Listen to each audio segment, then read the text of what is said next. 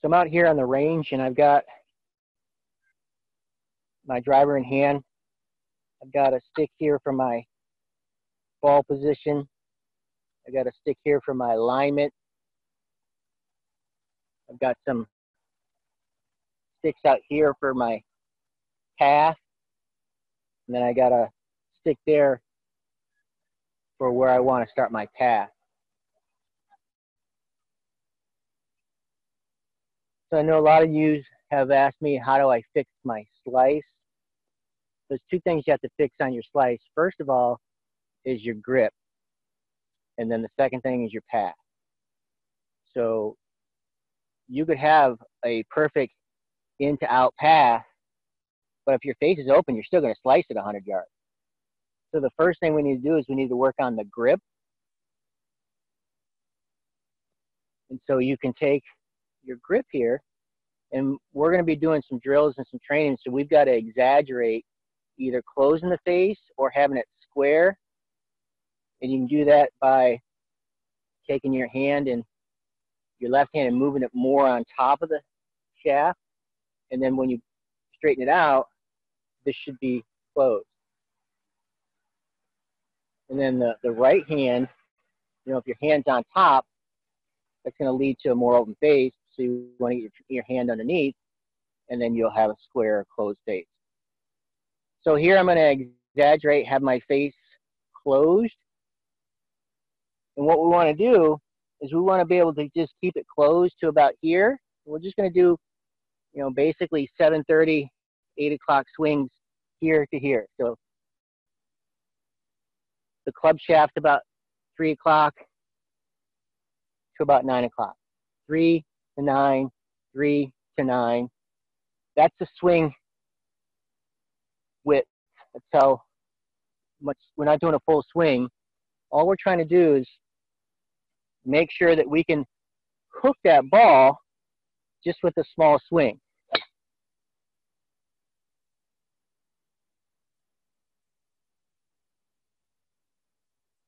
So I know a lot of you said, man, my slice is killing me. Well, first thing we have to do is we have to figure out how to close the face at impact. So I'm going to choke way up on the club. I want to have a lot of control. I'm going to exaggerate having the face closed. And I want to make sure that I can not necessarily flip my wrist, but make sure that I rotate the club through to where it's either square or closed. So if you're really slicing the ball, I would work on having a really closed face. And we want to make sure that we do these drills because we've got to show our eyes so that we believe that it's actually going to work.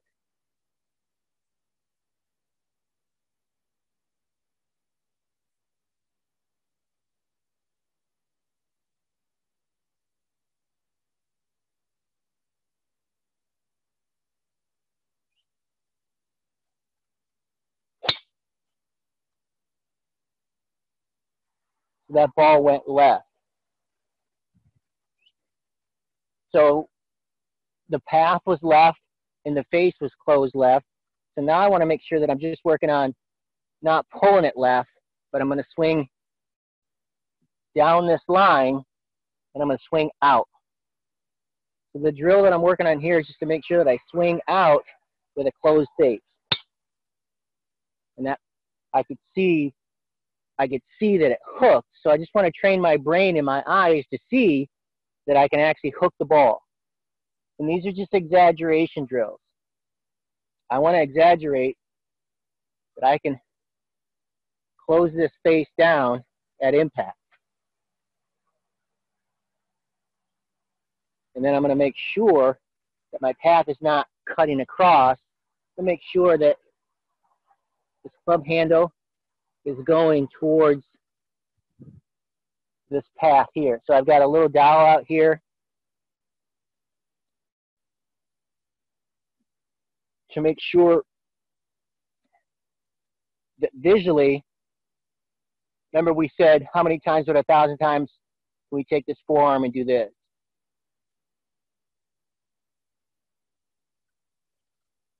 So it's going to be real hard if I swing that forearm really quick. So we want to get in the habit of slow back, just a slow tempo back, good timings back. And then I'm going to just make sure my face is square, and I'm going to just swing my shoulder down that target line there. Now that started perfectly out, and it had some hook spin on it.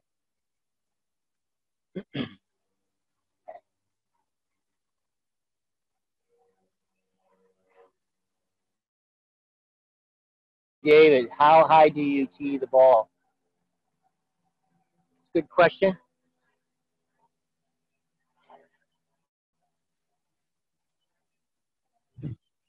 Depends on how high I want the ball to go. So this is a really low tee shot right there. So when I play it low, well, when I play it high, I'm going to have this hip bump here, my spine's tilted, and I'm going to swing way up for a high trajectory. But if I need to keep the ball low into the wind, or I just want to keep it low so it rolls out, I'm not going to have as much spine tilt. I'm basically going to just take a slow back swing, and I'm going to pull down and try and hit the grass in my practice swing. If I hit the grass in my practice swing and I had this low ball teed really low, then I'm going to do the same thing, David, and I'm going to swing out that dowel line, but make sure that once I've done my practice swing, I'm only target focused.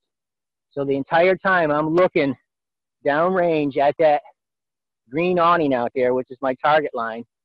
I'll get in my stance, and I'm still looking at the target line. Green awning is my target. I'm going to line up to it. I'm going to confirm it, and then I'll send it.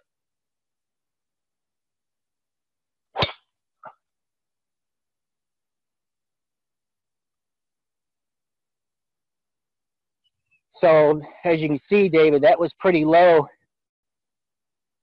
you know, fairly sweet spot with the club brushing the ground. That keeps it lower. If I want to tee it super high, I can tee it super high. Most of the times I do tee it pretty high. I like to get the ball way up in the air.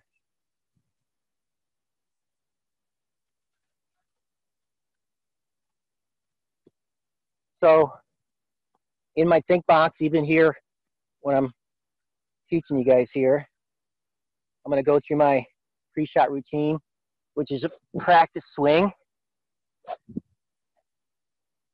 Once I get my practice swing, then I'm going to go into the play box. This is the decision line. Now all I have to do is just look down range. I really want you guys to focus. If you want to transfer what you've been working on in-house, on the range to the course, you've really got to take your time and be able to go from the think box to the play box. You've got to make that decision to cross that line. And crossing that line is if you can take and get into a trance, and I mean a trance on the target line. So out there, there's a green awning out there, 350 yards, 400 yards out there. I'm going to spend 4 seconds, 1001, 1002, 1003, 1004, looking at that target, getting in trance, that I can go from the analytical mind to the creative mind, which is just playing darts.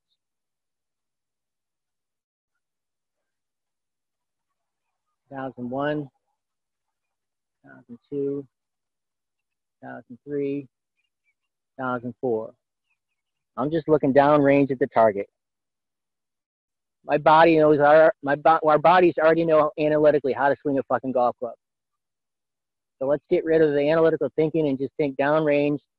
Now that I've got a target out there, that awning, I'm going to go about 10 miles deeper at that cloud way out there. And I'm just looking at the cloud.